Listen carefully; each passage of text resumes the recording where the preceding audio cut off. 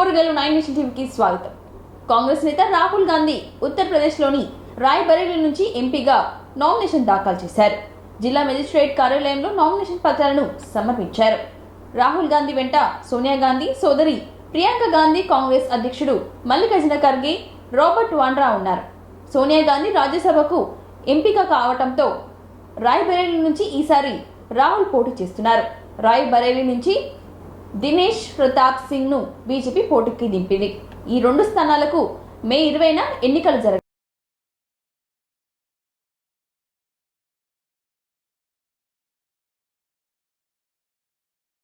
జరగనున్నాయి. నామినేషన్ ఇవాళ లాస్ట్ కావడంతో రాహుల్ గాంధీ నామినేషన్ దాఖలు చేశారు.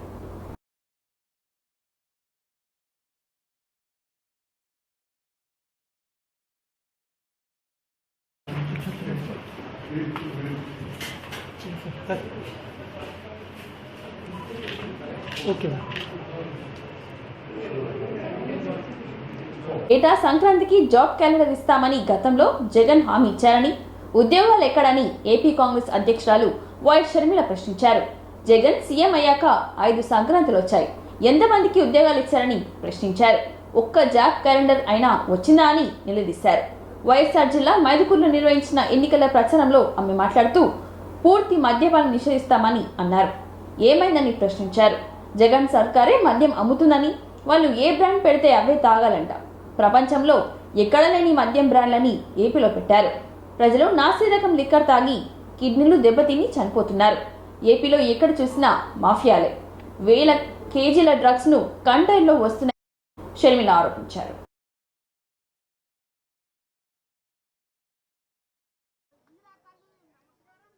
ఆంధ్ర రాష్ట్రానికి ఇక అభివృద్ధి ఎట్లా జరుగుతుంది, మన బిడ్డలకు ఉద్యోగాలు ఎట్లా వస్తాయి, ఆఖరికి ఎలా తయారవుతుందంటే ఉద్యోగాలే లేక మన బిడ్డలంతా 8,000కు 10,000 రూపాయలకు ఉద్యోగం చేసుకోవడం ఇష్టం లేక వలసలు పోతారు. ఆఖరికి ఆంధ్ర రాష్ట్రము యువతే లేని రాష్ట్రంగా తయారవుతుంది. ఇదే కొనసాగితే, అభివృద్ధి లేకపోతే మన భవిష్యత్తు ఇదే. అందుకే ఈసారి ఓటేసేటప్పుడు ఆలోచన చేసి మన బిడ్డలకు ఏది మంచి అయితే ఆ పార్టీకి ఓటేద్దాం. ఈరోజు బీజేపీ పార్టీ కేంద్రంలో అధికారంలో ఉండి 10 సంవత్సరాలైంది. 10 సంవత్సరాల నుంచి మనకు ప్రత్యేక హోదా ఇవ్వలేదు బీజేపీ పార్టీ. పోలవరం లాంటి ప్రాజెక్టులు కట్టనివ్వలేదు బీజేపీ పార్టీ. రాజధానికి డబ్బులు ఇవ్వలేదు బీజేపీ పార్టీ. కనీసం కడప స్టీల్ ఫ్యాక్టరీకి కూడా డబ్బులు ఇవ్వలేదు బీజేపీ పార్టీ.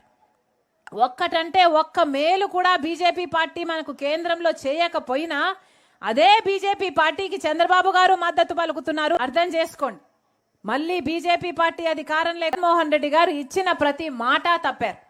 రైతుల కోసం 3,000 కోట్లతో ధర స్థిరీకరణ నిధి ఏర్పాటు చేస్తాను, రైతన్న వాడు నష్టానికి అమ్ముకునే అవసరమే లేదన్నాడు.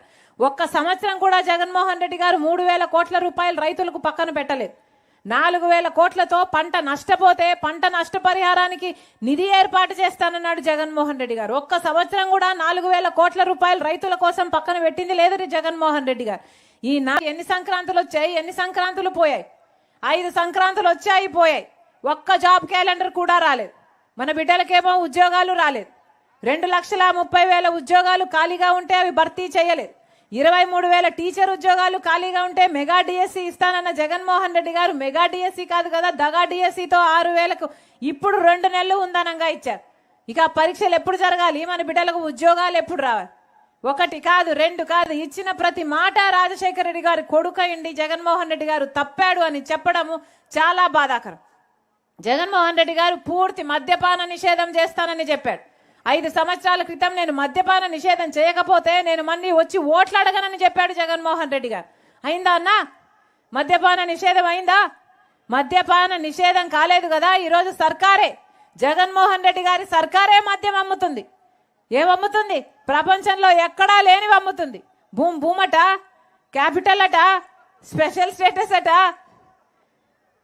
ఎక్కడా లేవన్నా ఈ ప్రపంచంలో, మనకే స్పెషల్. ఈ నాసి రకం మందు తాగి 25% మంది ప్రజలు మన రాష్ట్రంలో లివరు, కిడ్నీలు చెడిపోయి చచ్చిపోతున్నారు. ఎవరైనా పట్టించుకుంటున్నారా? ఒకదానికైనా ఒక పాడు, ఒక పద్ధతి ఏదైనా ఏడ్చిందా? ఎక్కడ చూసినా ల్యాండ్ మాఫియా, శాండ్ మాఫియా, కబ్జాలు, లేకపోతే లిక్కర్ మాఫియా. ఇది లిక్కర్ మాఫియా సరిపోలేదన్నట్టు ఇప్పుడు ఎక్కడ చూసినా గంజాయి, ఇక కంటైనర్లలో డ్రగ్స్ వస్తున్నాయి మన రాష్ట్రానికి. ఇవన్నీ సరిపోలేదన్నట్టు జగన్మోహన్ రెడ్డి గారు సొంత చిన్నానని హత్య చేయించాడు అవినాష్ రెడ్డి అని సిబిఐ మొత్తుకొని చెప్తున్నా మళ్ళీ అదే అవినాష్ రెడ్డికి రక్షణ కల్పిస్తూ మళ్ళీ అదే అవినాష్ రెడ్డి గారికి టికెట్ ఇచ్చాడు జగన్మోహన్ రెడ్డి గారు. కాంగ్రెస్ విడుదల చేసింది 5 న్యాయాలు తెలంగాణకు ప్రత్యేక హామీలు పేరుతో దీన్ని రూపొందించారు. కాంగ్రెస్ రాష్ట్ర వ్యవహారాల ఇన్ఛార్జ్ దీపాదాస్ మున్షి విడుదల చేశారు. ఈ కార్యక్రమంలో మంత్రి శ్రీధర్ బాబు, కాంగ్రెస్ ముఖ్య నేతలు పాల్గొన్నారు. అన్ని వర్గాలను దృష్టిలో పెట్టుకొని మేనిఫెస్టోను తయారు చేసినట్లుగా మంత్రి శ్రీధర్ బాబు తెలిపారు. ఇందులో 23 అంశాలు చర్చించినట్లుగా చెప్పారు. కేంద్రంలో అధికారంలోకి రాగానే విభజన చట్టం హామీలు అమలు చేస్తామని అన్నారు. క్రీడలను ప్రోత్సహించేందుకే కృషి చేస్తామని తెలిపారు. యువత కోసం వివిధ యూనివర్సిటీలు తీస్తామని, మేడారం జాతరకు జాతీయ హోదా కల్పిస్తామని అన్నారు. సుప్రీంకోర్టు ప్రత్యేక బెంచ్ను హైదరాబాద్లో ఏర్పాటు చేస్తామని పేర్కొన్నారు. ఏపీలో కలిపిన 5 గ్రామాలను మళ్లీ రాష్ట్రంలోకి విలీనం చేస్తామని అన్నారు. పాలమూరు రంగారెడ్డికి జాతీయ హోదా కల్పిస్తామని, నవోదయ కేంద్రీయ విద్యాలయాలను పెంచుతామని ఆయన తెలిపారు. పార్టీ నేతలు, కార్యకర్తలు ప్రతి గడపకు మేనిఫెస్టోను తీసుకెళ్లాలని సూచించారు.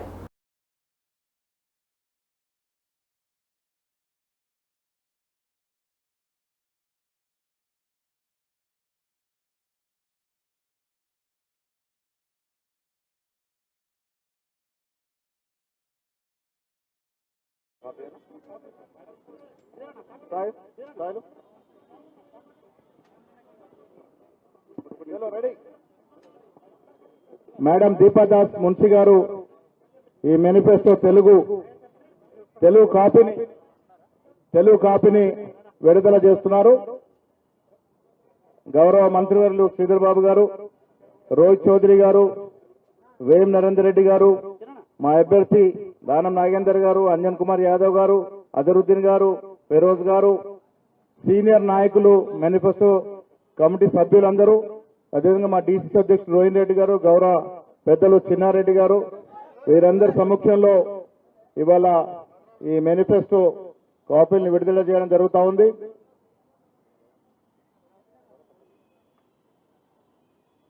ప్లీజ్ రిలీజ్ ది సోదరులు రోహిత్ చౌదరి గారికి,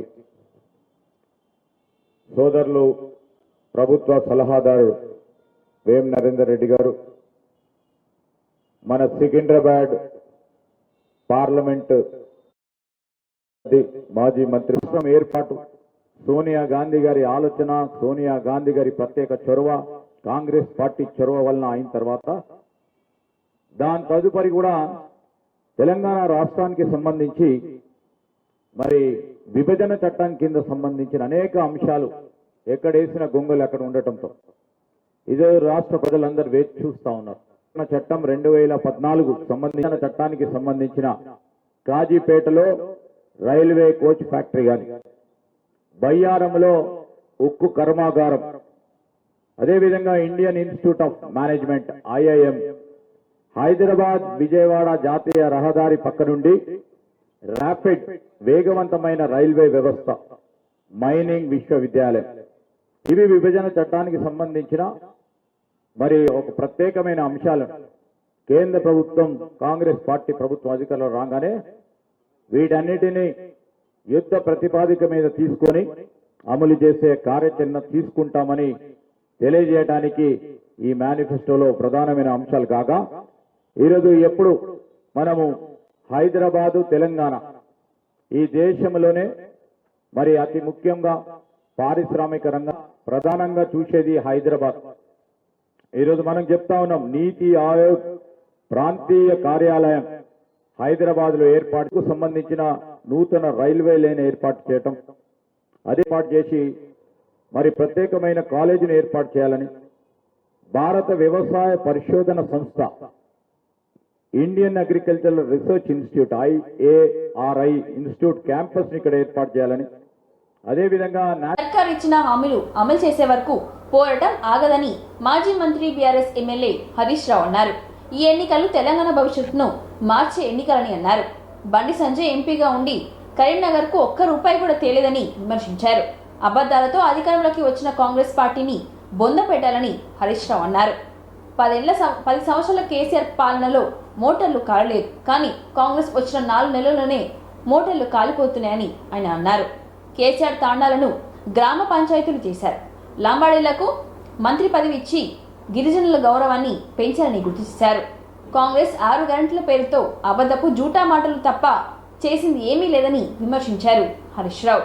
అబద్ధాలు చెప్పి మోసం చేసి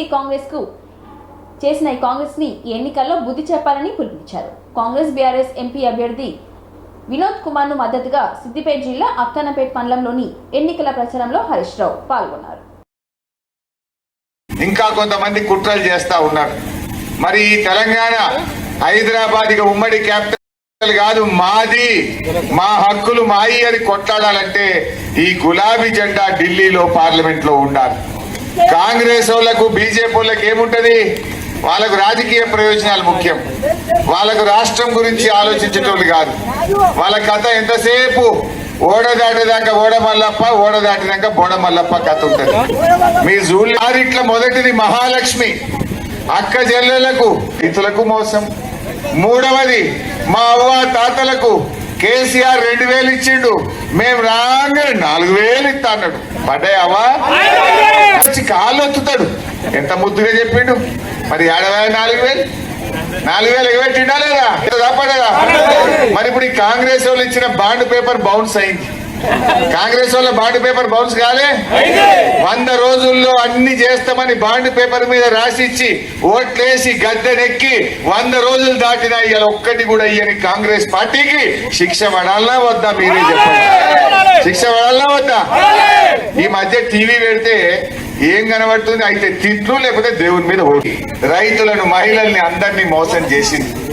ఈ మధ్య ఇంకో మాట అన్నారు, మేం గెలిస్తే కళ్యాణ లక్ష్మితో తులం బంగారం ఇస్తామన్నారు. వచ్చిందా?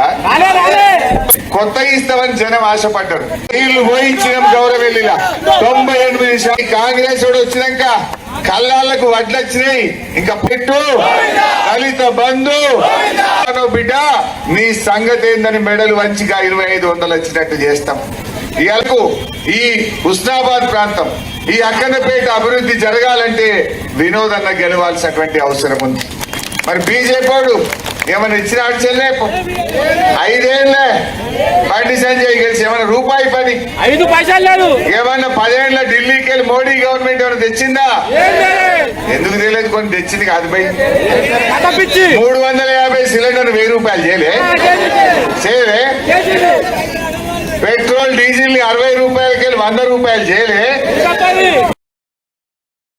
ఆధ్వర్యంలో ఏర్పాటు చేసిన సమ్మేళన కార్యక్రమంలో ముఖ్య అతిథిగా పాల్గొన్న యువ మోర్చా రాష్ట్ర అధ్యక్షుడు చేవెళ్ల మహేందర్, నల్గొండ పార్లమెంట్ అభ్యర్థి సైదిరెడ్డి. ఈ సందర్భంగా రాష్ట్ర యువ మోర్చా అధ్యక్షులు చేవెళ్ల మహేందర్ మాట్లాడుతూ అబద్ధపు హామీలు చెప్పి కాంగ్రెస్ ప్రభుత్వం అధికారంలోకి వచ్చి ఇవాళ రాష్ట్ర ప్రజలను, రాష్ట్ర యువతను మోసం చేసిందని అన్నారు. యువతకు ఉద్యోగాలు కల్పిస్తాం, ఉద్యోగ నోటిఫికేషన్లు ఇస్తామని, ఉద్యోగుల క్యాలెండర్ కల్పిస్తామని చెప్పి తెలంగాణ రాష్ట్ర యువతను తప్పుదోవ పట్టించి నోటిఫికేషన్ లేకుండా ఉద్యోగుల అవకాశాలు కల్పించకుండా తెలంగాణ యువతను తప్పుదోవ పట్టించే ధోరణి తీవ్రంగా ఖండిస్తామని అన్నారు. 6 పథకాలు అమలు చేస్తామని చెప్పి అమలు చేయకుండా ఈరోజు మళ్లీ సిగ్గు లేకుండా పార్లమెంట్ ఎన్నికల్లో కాంగ్రెస్ ప్రభుత్వం అభ్యర్థులను గెలిపించాలని కోరుకోవడం సిగ్గు అని అన్నారు.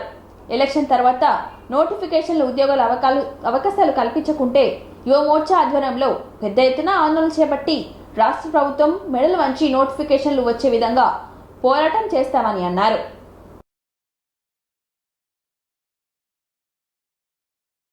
మీరందరూ కూడా కష్టపడాలి. ఎండాకాలం అయినా మీ యొక్క 10 రోజులు కష్టపడితే ఫలితాలన్నా మన యొక్క తెలంగాణ ప్రజలని డైవర్ట్ చేయాలని ఒకే ఒక ఉద్దేశంతో ఒకడేమో పునఃవర్గీకరణ అంటాడు, ఇంకొకడేమో రాముడి పేరు మీద ఓట్లు అడుగుతాం అనేసి ఇంకొకరు. అరే కేసీఆర్ తాగి మైండ్ తొప్పిందో ఏందో దాన్ని నీకు అర్థమవుతలేదు, కానీ నువ్వు పవర్ నుంచి బయటకు వచ్చి ఓట్లు అడుగుతున్నాను అనేసి అంటున్నారు. యువమోర్చా కాల్సింది లేదు మనం ఇక్కడ కూడా.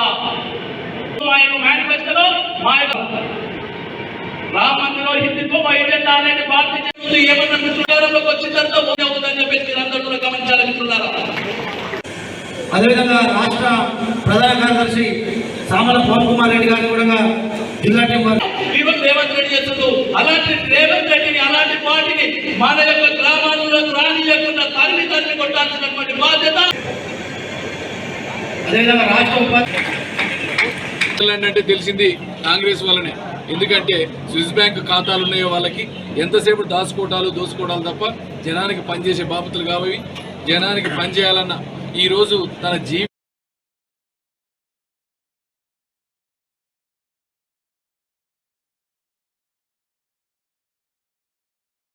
కాంగ్రెస్ వాళ్ళనే. ఎందుకంటే స్విస్ బ్యాంక్ ఖాతాలు ఉన్నాయో వాళ్ళకి ఎంతసేపు దోసుకోవటాలు తప్ప జనానికి పనిచేసే బాపతులు కావవి. జనానికి పనిచేయాలన్న ఈరోజు తన జీవితాన్ని ఈ దేశం కోసం అంకితం చేసిన నరేంద్ర మోడీ గారిని చూసి ఎట్టి అట్లే నల్లగొండ ప్రజలు కూడా చాలా విఘ్నులు. నల్లగొండ ఎట్టి పరిస్థితుల్లో ఈసారి కాషాయ జెండా ఎగరబోతా ఉంది. ఎందుకంటే అన్ని ప్రభుత్వాలు చూసిండ్రు, కానీ ఒక్కసారి చెప్తామన్నా, ఒక్క ఛాన్స్ ఇచ్చి చూడండి, రేపు ఏ రకంగా అభివృద్ధి చేస్తాం. ఎందుకంటే 400 సీట్లు గెలవబోతా ఉంది నల్లగొండ ఉండబోతా ఉంది. దాంట్లో ఏదైతే అధికారంలోకి వచ్చే ప్రభుత్వం ఎంపీ ఇక్కడ ఉంటే, లేకపోతే పోయినసారి ఉన్నట్టే ఉంటుంది. పోయినసారి ఉత్తమ్ కుమార్ రెడ్డి కేసీను 5 ఏళ్ళు ఉన్నాడు, ఒక్క రోజు కూడా నల్లగొండ వైపు హెడ్ క్వార్టర్లో ఉన్నోడు కాదు, నిద్ర చేసినోడు కాదు. మరి అట్లాంటి కావాలన్నా, మీకోసం పనిచేసేటోడు కావాలన్నా. కాబట్టి నల్లగొండ ప్రజలంతా ఆలోచించి ఒక మంచి నిర్ణయం తీసుకోవాలని, వారసత్వ రాజకీయాలు చేసేటోళ్ళు కావాలన్నా, మీలాగా మీ మధ్యలో నుంచి వచ్చిన వాళ్ళు కావాలన్నా రేపు నరేంద్ర మోడీ గారి కమలం గుర్తుకు ఓటేసి భారతీయ జనతా పార్టీ గెలిపేయాలని కోరుకుంటాము. కాంగ్రెస్ పార్టీతోనే సమస్యలు పరిష్కారం అవుతాయని ఐఎఫ్టీ రామ్ లక్ష్మణ్ అన్నారు. కాంగ్రెస్ పార్టీ ఆదేశాల మేరకు కాంగ్రెస్ అభ్యర్థి ఆత్రం సుగ్నను గెలిపించాలని శుక్రవారం నర్సాపూర్ జీ మండలం కేంద్రంలోని గ్రామ శివార్లో పనిచేస్తున్న ఉపాధి హామీ కూలీలను కోరారు. ఎన్నికల్లో సుగ్నను గెలిపించాలని ప్రజలను కోరారు. ఈ కార్యక్రమంలో జమాత్ ఇస్లామిక్ ప్రజాస్వామ్య పరిరక్షణ ఫోరం నిర్మల్ జిల్లా అధ్యక్షులు దుర్రని మాట్లాడుతూ ఈరోజు భారతదేశం బీజేపీ పరిపాలనా ప్రమాదంలో ఉందని అన్నారు. ఐఎఫ్టీ కార్యదర్శి రామ్ లక్ష్మణ్, రైతు స్వరాజ్ వేదిక బుర్రన్న తదితరులు పాల్గొన్నారు. ఈ యొక్క ప్రమాదకరమైనటువంటి పొంచి ఉందో ఆ 400 సీట్లు వస్తే రాజ్యాంగాన్ని మార్చివేస్తాము అన్నటువంటి ఇవాళ మోడీ చెప్తున్న ప్రచారం ఏదైతుందో దాన్ని అడ్డుకోవడం కోసమే ఈ ప్రజా సంఘాలు పనిచేస్తున్నాయి. ఇవాళ రాజ్యాంగాన్ని మార్చినట్టు ఉంటే మనకు ఎలాంటి ఆ రాజ్యాంగాన్ని కాపాడుకోవడం కోసము ఆత్ర కానీ అదేవిధంగా వాక్స్వాతంత్రం కానీ వాటిని ఎవరైనా ప్రశ్నిస్తే వాళ్ళను జైల్లో పెట్టడం జరుగుతుంది. ఈ నిరంకుశ పరిపాలనకు వ్యతిరేకంగా మీరందరూ ఓటు వేయాలని మీ అందరికి ప్రజా సంఘాల తరఫున విజ్ఞప్తి చేస్తున్నాము. అదేవిధంగా ఇవాళ దేశంలో పరిస్థితుల్ని 400 రూపాయలు ఉపాధి కూలీలకు आज देश में हमारी जमहूरियत, हमारी डेमोक्रेसी आज खतरे में है। मोदी बार बार बोल रहा है कि अब हम जब 400 सीट लाएंगे तो ये चेंज करेंगे। ये हमारा देश की जो खुसूसियत है वो खुसूसियत ये है कि हमारा देश एक खुसूसियत ये है सबके लिए राइट्स हैं और हम ये राइट्स को हम उसको कामयाब करें, ये हम सब के लिए ज़रूरी है। और बीजेपी को हराना ज़रूरी है। अगर बीजेपी आई तो फिर ये हिंदू मुसलमान के झगड़े ये पूरे चलते रहते, ऐसा नहीं होना। हम सब मिलके रहना, देश को आगे बढ़ाना, सबको देश में खुशहाली रहना, हमारा कॉन्स्टिट्यूशन सेफ रहना, ये हम मुस्लिम भाई भाई जय कांग्रेस जय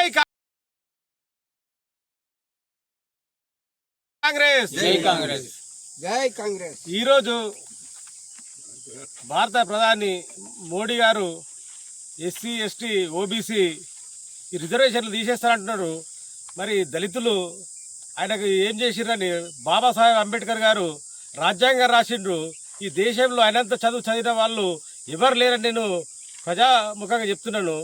మరి రాజ్యాంగాన్ని ఆయన 400 చిల్లర సీట్లు వస్తే నేను రాజ్యాంగాన్ని మారుస్తానని ఆయన పెద్ద పోగడలు చెప్తున్నాడు.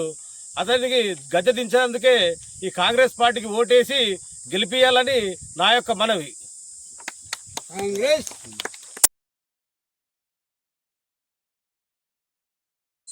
మనకు సరైన వేదిక. కాంగ్రెస్ పార్టీని గెలిపించి బీజేపీని ఓడగొట్టినట్లయితే ముఖ్యంగా మనము రాజ్యాంగం కాపాడుకున్న వాళ్ళం అవుతాము. ఎందుకంటే బీజేపీ గెలిస్తే రాజ్యాంగం రద్దు చేసి రిజర్వేషన్లు రద్దు చేసి నియంతృత్వ పాలనకు దారి తీయాలని చూస్తున్నారు. అంటే మతతత్వ దేశాన్ని తయారు చేయాలా, మతానికి వ్యతిరేకంగా ఉన్న వాళ్ళను నిర్బంధించాలా, స్వాతంత్రం కొరకు పోరాటోళ్లను జైలు వేయాలా, ఎవరు వ్యతిరేకంగా మాట్లాడద్దు, వాళ్ళు చెప్పిందే వేదము, ఆ విధంగా రాజ్యం తేవాలని చూస్తున్నారు. కాబట్టి మనం ఇవన్నీ ప్రజలకు వివరించి మేనిఫెస్టో విడుదల చేయడం జరిగింది.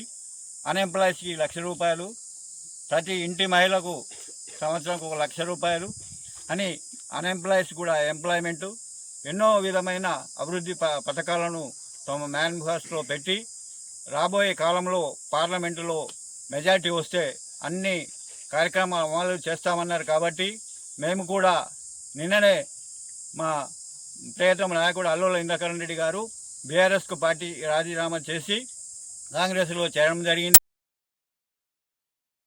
బీజేపీ నేత ఎమ్మెల్యే మహేశ్వర్ రెడ్డితో కలిసి బీజేపీ ఎంపీ అభ్యర్థి నగేష్ నాయకులు కార్యకర్తలతో కలిసి శుక్రవారం ఎన్నికల ప్రచారంను నిర్వహించారు. ప్రజలతో ముచ్చటించారు. రానున్న లోక్సభ ఎన్నికల్లో కమలం పువ్వు గుర్తుకు ఓటు వేసి గెలిపించాలని కోరారు. తనను గెలిపించి పార్లమెంట్కు పంపిస్తే ఉమ్మడి జిల్లాలను మరింత అభివృద్ధి చేస్తానని తెలిపారు. మొన్న ఎన్నికల్లో నన్ను ఆశీర్వదించి నన్ను భారీ మెజార్టీతో గెలిపించి నన్ను అసెంబ్లీకి పంపించారు. దురదృష్టవశాత్తు రాష్ట్రంలో ప్రభుత్వం రాకపోయినా మీ అందరి బలంతో అసెంబ్లీలో మీ గొంతుకై మీ తరఫున నేను పోరాటం చేసి ఈ ప్రాంత నిధుల కోసం, మీ హక్కుల కోసం నేను పోరాటం చేస్తున్నా. ఎట్టి పరిస్థితుల్లో మీకు రావాల్సిన ప్రతి రూపాయి మీ కుటుంబంకి చేరే వరకు నేను మీ పెద్ద కొడుకు లెక్క పనిచేస్తాను. గతంలో చెప్పిన ఆ మాట మీద నిలబడి ఉన్నా. మీకు ఇస్తామన్న చెప్పినటువంటి పెన్షన్లు కానీ, రుణమాఫీ కానీ, మీకు ఇస్తామని చెప్పిన ఇండ్లు కానీ, మీకు రావాల్సిన ప్రతి సంక్షేమ కార్యక్రమం కోసం నేను పోరాటం చేస్తా. అవసరమైతే ప్రభుత్వం మెడలు వంచన మీ తరఫున నిలబడి నేను మీ అందరికి ఇప్పిస్తానని చెప్పి కూడా మాటిస్తున్నా. మీరు చూస్తున్నారు, మరి ఒకవైపు మీరు ఆశీర్వదించి నన్ను అసెంబ్లీకి పంపిస్తే భారతీయ జనతా పార్టీ కూడా నన్ను ఆశీర్వదించి ఈ రాష్ట్ర శాసనసభ పక్ష నేతగా నన్ను ఎన్నుకొని ఈరోజు నన్ను మరి నియమించినందుకు నా మీద బాధ్యత పెరిగింది. మరి నేను రాష్ట్రంలో నలుమూలలో కొన్నిసార్లు తిరగాల్సి వస్తున్నది. అయినప్పటికీ కూడా మీరు అర్థం చేసుకొని నన్ను ఎప్పటికప్పుడు బలపరుస్తూ నన్ను హిమ్మతించి ముందుకు నడిపిస్తున్న మీ అందరికీ కూడా నేను రుణపడి ఉంటానని కూడా తెలియజేస్తా ఉన్నాను. మరి SUCI communist party Srinivas torch light గుర్తుకి ఓటు వేసి గెలిపించాలని పోరాడి తెచ్చుకున్న తెలంగాణను భ్రష్టు పట్టించిన కేసీఆర్ ప్రభుత్వాన్ని శ్రీనివాస్ అన్నారు. SUCI communist party Medak MP అభ్యర్థి శ్రీనివాస్ టార్చ్ లైట్ గుర్తు మీద ఓటు వేసి గెలిపించాలని కోరారు. అనంతరం ఆయన మీడియాతో మాట్లాడుతూ నన్ను ఎంపీ అభ్యర్థిగా గెలిపిస్తే రైతాంగం కోసం పోరాడతానని, కార్మికుల కోసం, కార్మికుల హక్కు, విద్యార్థి వినిపించడానికి, పార్లమెంటులో పోరాటం చేయడానికి మేము ఓటు చేసి గెలిపించవలసి విజ్ఞప్తి చేస్తూ ఉన్నాను. ప్రజలారా, ఎస్యూసీఐ కమ్యూనిస్ట్ పార్టీ డిమాండ్ చేస్తున్నటువంటి అంశాలు ఏమిటంటే నిరుద్యోగ సమస్య ఉంది ఈరోజు, అదేవిధంగా రైతుల సమస్యలు, అదేవిధంగా కార్మిక సమస్యలు,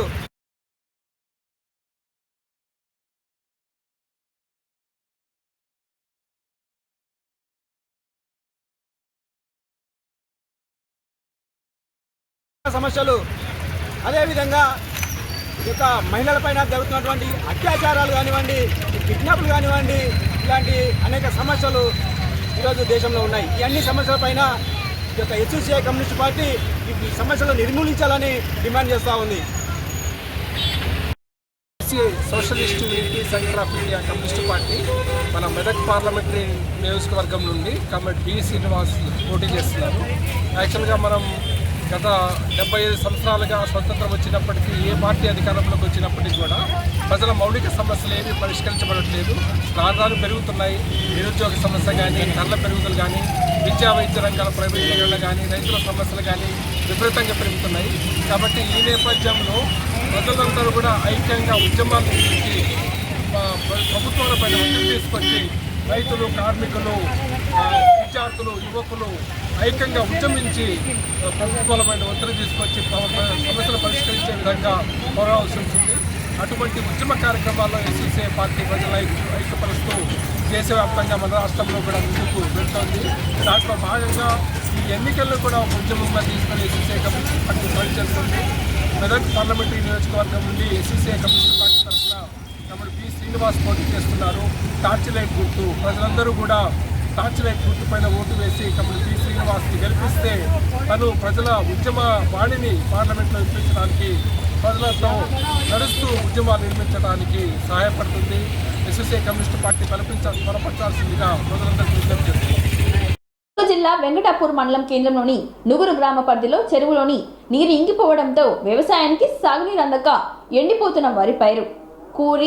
కూలీ నాలా చేసుకుంటూ వచ్చిన సొమ్ములన్నీ మూటకట్టి వ్యవసాయంపై ఆధారపడి పెట్టుబడి పెడితే కనీసం కౌలు డబ్బులు కట్టేందుకు సైతం అక్కరాని పంట పైరు. ప్రభుత్వాలు మారినా పాలన ఒకటే అన్నట్లుగా రైతుల ఆవేదన.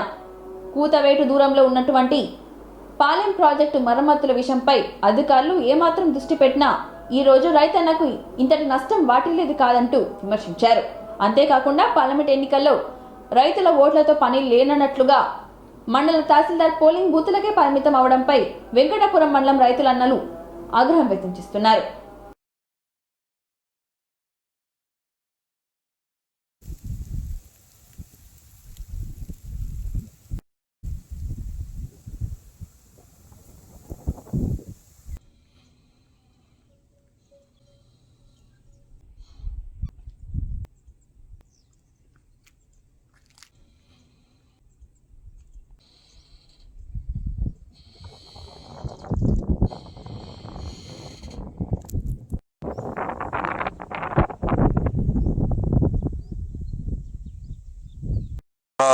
చేతికి వచ్చేది.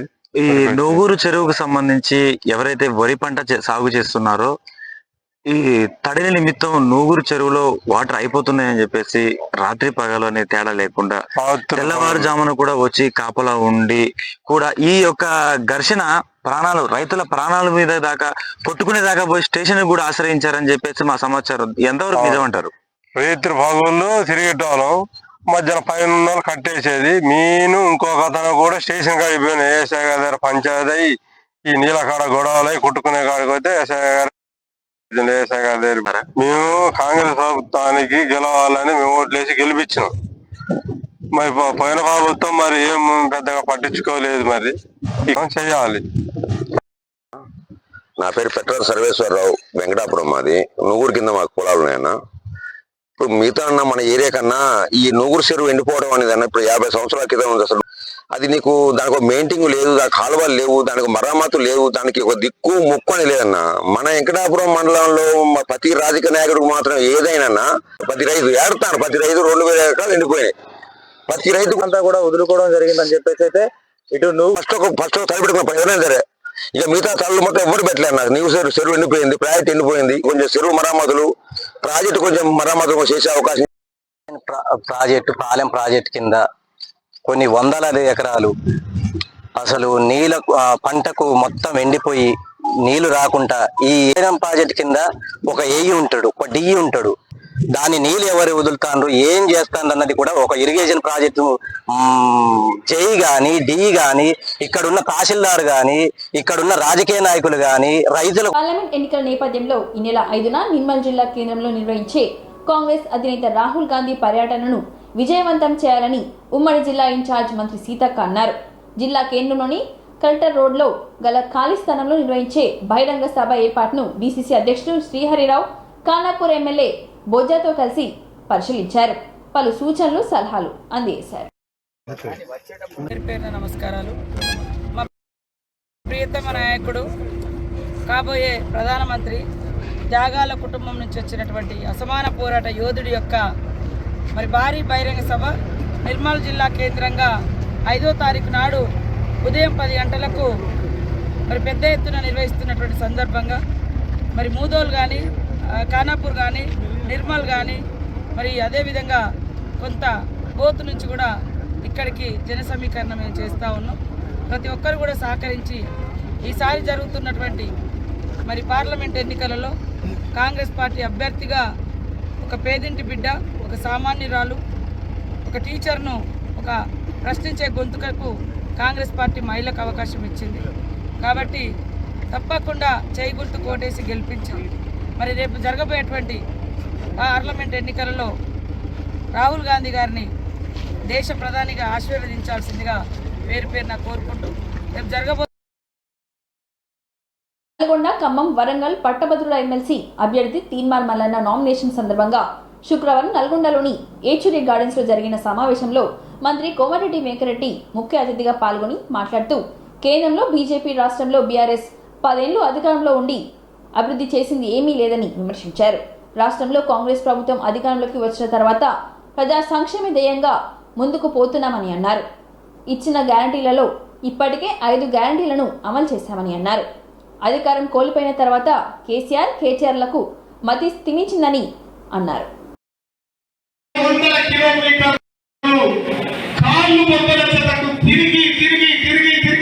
పట్టభద్రులను పుస్తకం చేసుకొని పట్టభద్రుల్లో చేతనం తీసుకొచ్చే ప్రయత్నం చేసిన కానీ ఆ రోజు పల్లా రాజేశ్వర రెడ్డి నకిలీ ఓట్లతో, దొంగ ఓట్లతో ఎన్నికలు నెగ్గే సంగతి మీ అందరికీ తెలిసిందే. మరి ఉపయోగం ఎందుకు వచ్చిందన్నా? నా కుటుంబానికి సంబంధించినటువంటి నా కుటుంబ ఆస్తులన్నీ ఇచ్చిన హామీని విస్మరించాం. సోదరులారా, నేను నామినేషన్ పత్రంలో నింపినటువంటి ప్రతి ఆస్తి విలువ ప్రతిదీ మీరు పరిశీలించి పెట్టుకోండి. తీర్మానాలను చనిపోయేటప్పుడు మెజార్టీతో గెలిపించుకోవాలి. ఇకపోతే ఈ కేసీఆర్ పని ఈ 13వ తారీఖు తర్వాత కథమైపోతుంది. జూన్ 4 తర్వాత రిజల్ట్ వచ్చిన తర్వాత ఆ దుకాణం మందవుతుంది.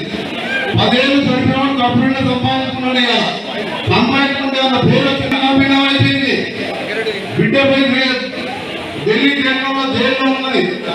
ఇక ఆయన పరిస్థితి చూస్తే మానసిక పరిస్థితి బంగారు ఖమ్మంలో అన్నాడు, నామారాజేశారో చెప్పినట్టు సెంటర్లో మినిస్టర్ అవుతారన్నాడు.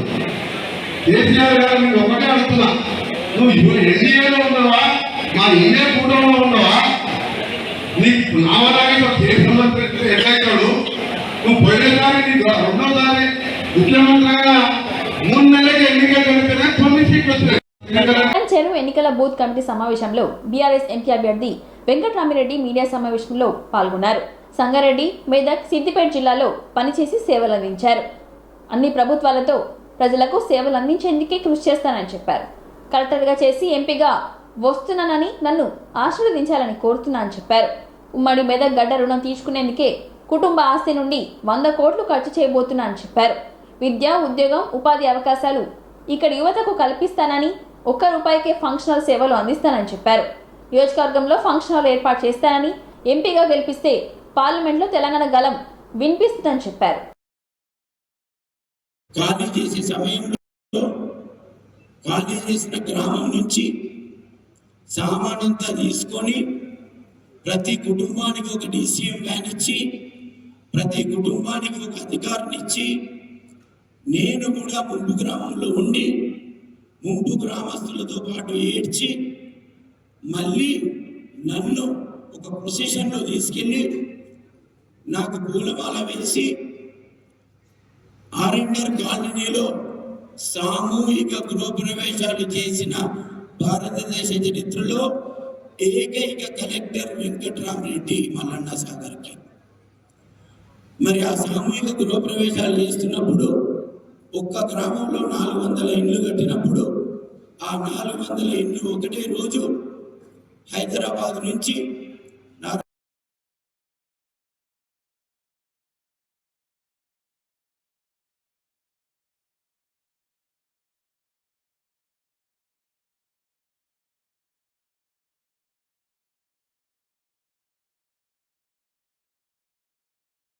ఇంతటితో ఈ వార్తలు సమాప్తం. మరిన్ని వార్తలతో మళ్ళీ కలుద్దాం. చూస్తూనే ఉండండి ఓరుగల్లు 9 నేషనల్ టీవీ.